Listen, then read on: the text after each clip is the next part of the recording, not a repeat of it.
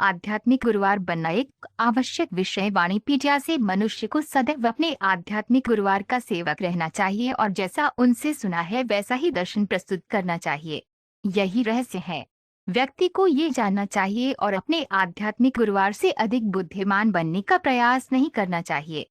एवं परंपरा प्राप्त निमन राजर्षयो विदुहि, इस प्रकार यह सर्वोच्च विज्ञान शिष्य उत्तराधिकार की श्रृंखला के माध्यम से प्राप्त हुआ था। बीजी 4.2 आध्यात्मिक गुरुवार कृष्ण का प्रतिनिधि है।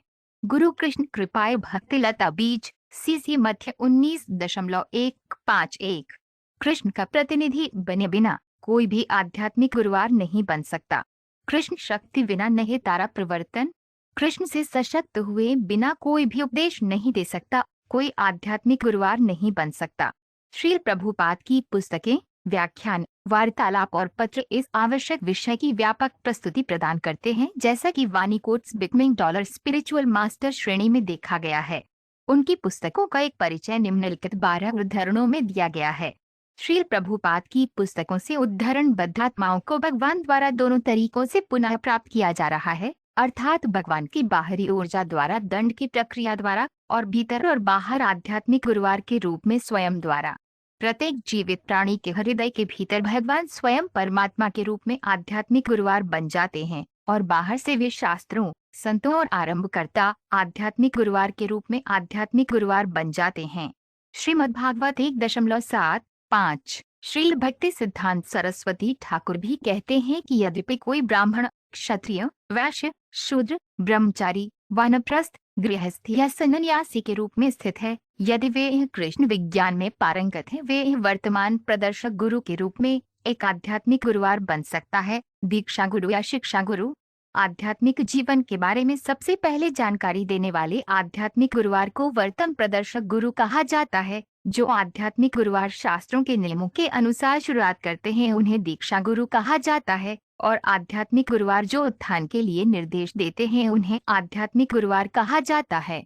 शिक्षा गुरु। चैतन्य चरितामृत मध्य लीला 8.128। जब तक किसी को शिष्य उत्तराधिकार में श्री चैतन्य महाप्रभु का समर्थन नहीं मिलता, वह आध्यात्मिक गुरुवार के रूप में कार्य नहीं कर सकता। कोई आध्यात्मिक गुरुवार और शिष्य कैसे बनता है, यह समझने के लिए हमें संपूर्ण ब्रह्मांड के आध्यात्मिक गुरुवार श्री चैतन्य महाप्रभु के निर्देशों को लेना चाहिए। चैतन्य चरितामृत मध्य लीला 9.61। जो वैदिक ज्ञान से परिचित है वह ब्राह्मण है, और केवल एक ब्राह्मण जो शुद्ध वैष्णव है और कृष्ण विज्ञान की सभी जटिलताओं को जानता है, वह आध्यात्मिक गुरुवार बन सकता है।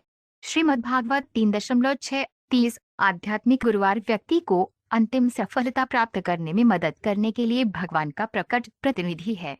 जो व्यक्ति भगवान द्वारा अधिकृत नहीं है वह आध्यात्मिक गुरुवार नहीं बन सकता। श्रीमद्भागवत 1.19.36। जो व्यक्ति आत्मनियंत्रित नहीं है, विशेष रूप से यौन जीवन में, वह न तो शिष्य बन सकता है और न ही आध्यात्मिक गुरुवार। व्यक्ति को बोलने, क्रोध, जीभ, मद, पेट और जननांगों को नियंत्रित करने के लिए अनुशासनात्मक प्रशिक्षण प्राप्त करना चाहिए। जिसने ऊपर वर्णित विशेष इंद्रियों को वश में कर लिया है उसे गोस्वामी कहा जाता है। श्रीमद्भागवत 2.9.43। श्री चैतन्य महाप्रभु ने संकेत दिया है कि इससे कोई फर्क नहीं पड़ता कि आध्यात्मिक गुरुवार गृहस्थ है, सन्यासी है या शूद्र भी है। एक आध्यात्मिक गुरुवार को बस शास्त्र के सार से परिचित होना चाहिए, उसे भगवान के सर्वोच्च व्यक्तित्व को समझना चाहिए, तभी कोई आध्यात्मिक गुरुवार बन सकता है। चैतन्य चरितामृत मध्य लीला 4.111। परम भगवान श्री चैतन्य महाप्रभु की दया से हर कोई प्रथम श्रेणी का भक्त बन गया। बाद में वे शिक्षक या आध्यात्मिक गुरुवार बने और पूरी दुनिया को आजाद कराया। चैतन्य चरितामृत मध्य लीला 7.107। जो लोग निरंतर समर्पित रहते हैं और प्रेम से मेरी पूजा करते हैं, मैं उन्हें वह समझ देता हूँ जिसके द्वारा वे मेरे पास आ सकते हैं। कृष्ण तब तक प्रत्यक्ष आध्यात्मिक गुरुवार नहीं बनते जब तक कोई उनके प्रतिनिधि आध्यात्मिक गुरुवार द्वारा पूरी तरह से प्रशिक्षित न हो जाए।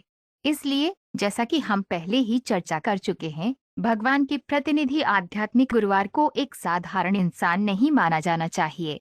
श्रीमद्भागवत 7.1.5.76। चूंकि उद्धव और मैत्रेय दोनों को भगवान ने सीधे निर्देश दिए थे, इसलिए दोनों के पास विदुर या किसी और का आध्यात्मिक गुरुवार बनने का अधिकार था। लेकिन बुजुर्ग होने के कारण मैत्रेय के पास आध्यात्मिक गुरुवार बनने का पहला दावा था, खासकर विदुर के लिए, जो बहुत बड़े थे, उद्धव से भी बड़े।